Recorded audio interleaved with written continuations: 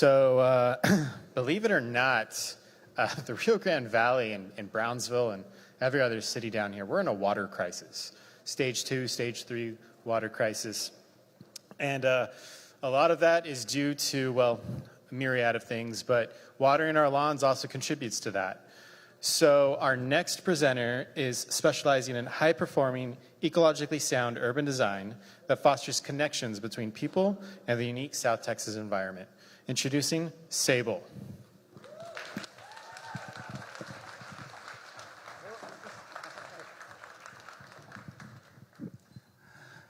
Hello, everyone. How are we doing? All right. Good evening, panelists, guests, mom and dad, and friends that have joined us here tonight. My name is Hunter Lohse, and I am here to pitch SABAL, an urban design and landscape architecture firm based here in Brownsville, Texas. Now, before we get started, I have a bit of a confession to make. I am an out and proud tree hugger. I was born in the valley, and I was raised around all this beautiful nature and wild biodiversity, and it really just made an impact in my life and has led me on this journey that has brought me to being my dream job, a landscape architect. So what are our mission. So at SABAL, we are combining sustainability, creativity, and ecology to design beautiful landscapes that give everyone the ability to thrive outside. We believe that thriving outside is just almost essentially a human right, and that there are a wild array of benefits that we will come to later in this presentation. So what are the problems facing Brownsville? Loss of habitat, increasing water demands, accessibility and equity, and urban sprawl. Now, combined, all four of these tend to exacerbate a problem that we are facing nationwide, which is urban heat. So as we approach the urban core of any city, the temperatures are going up, and that's due to the lack of vegetation and the increase of impervious surfaces. So what happens as urban heat increases, our demand on the electrical grid goes up, and then our heat-related illnesses also go up. And unfortunately, that disproportionately affects the elderly, the poor, the young, and the sick. So what are our solutions? Well, with landscape architecture, we can take a boring old parking lot and turn it into a thriving urban plaza with a performing arts center.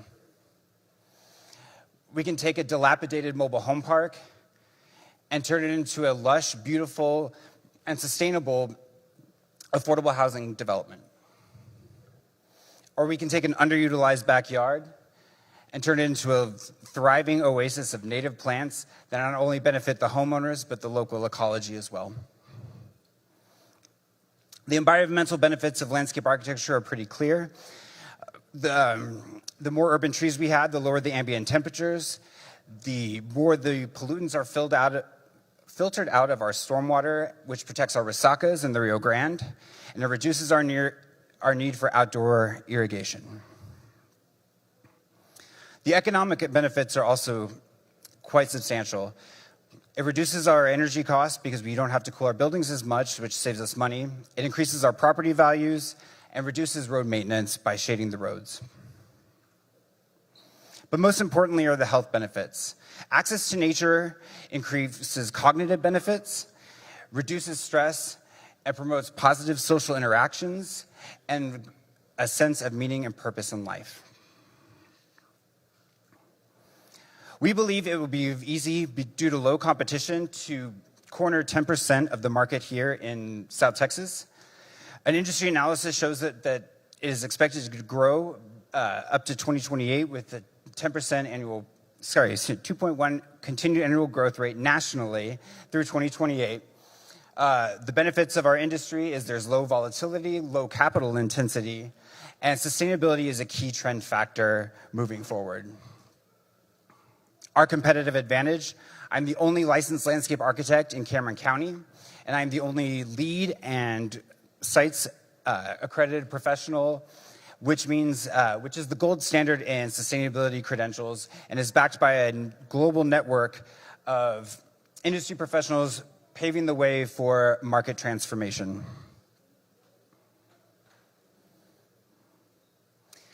Our business utilizes three models: B2C, B2B and B2G. So we work with a variety of clients like homeowners, architects, engineers, and developers, providing a range of services.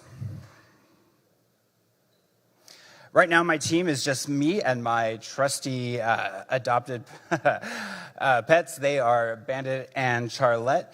But I have coalesced a team of advisors, including Galen Williams, an urban forestry expert from the University of Minnesota, and Dr. Ladd Keith, an urban design and heat mitigation advisor from the University of Arizona. I'm also working with Mike Heap and Benito Trevino, two renowned local plant experts. It's been a really busy year from year one.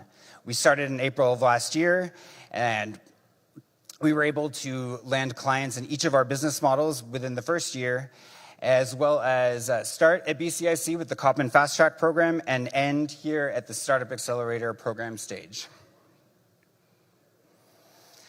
We were able to achieve profitability at quarter three.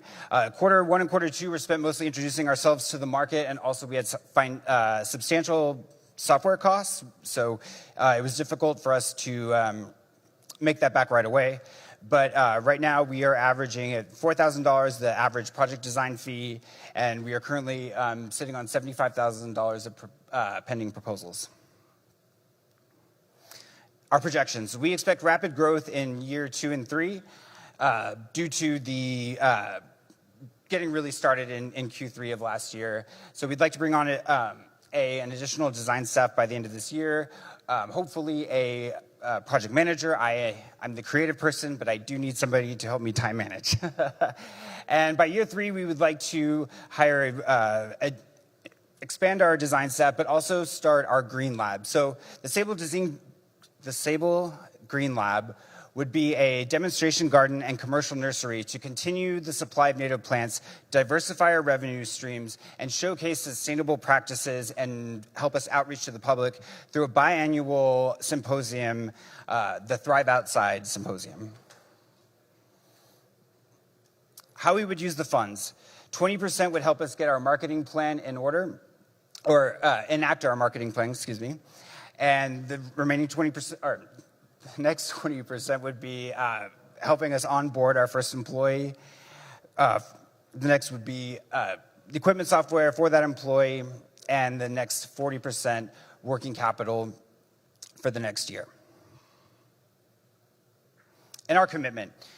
I moved back to Brownsville, it's my hometown, and because of the resources here, I want to buy local, spend local, and prioritize local talent and local vendors. And my business is aligned with 12 of the 17 UN sustainability goals. Thank you so much. I invite everybody to thrive outside, and I will now open up my presentation for questions.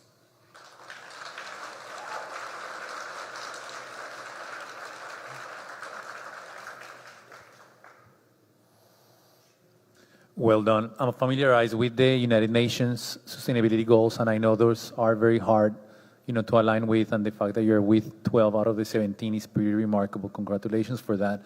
Quick question. So, when you're developing, and in my career, we have developed many buildings, usually when you hire a landscaper, you're thinking about, okay, this place needs to look gorgeous, and usually native is not usually a synonym of gorgeous. And it's very expensive not to have native plants, right?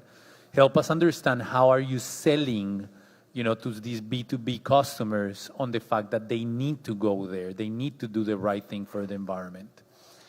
Sure. So what we do in every project proposal is provide a planting palette and some quick concept designs of what we would like to do. And so our commitment is to use native plants that are native within a 200-mile radius of the site that we plan. And sometimes I think there's a concept of native being ugly or messy, but we have some of the most beautiful plants in the entire world and some of the most unique plants in the United States. And so just giving people pictures, giving them an idea of what this could look like before they build it is important. And I love graphic design. I think visuals are very important. And so I try to be very graphic heavy in my proposals to my clients.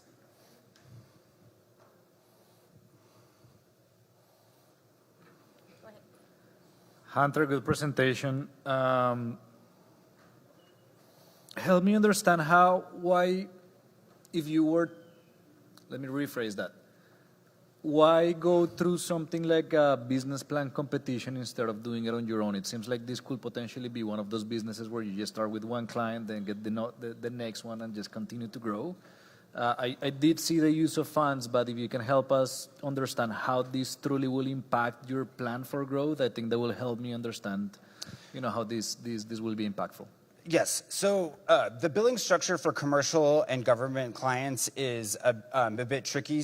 So usually we're billing twice a month, and then it's net 30 beyond the billing date. So there is a back of work completed and then work paid for. So helping us have that working capital up front will allow us to hire employees sooner than later.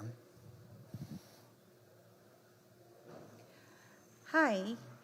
So my question is around, actually, I love your whole presentation, and I love converting front yards into gardens. We all should be doing that. So especially with all the water crisis. Grass is so passé. It is. It's, we're thriving outside. I love it.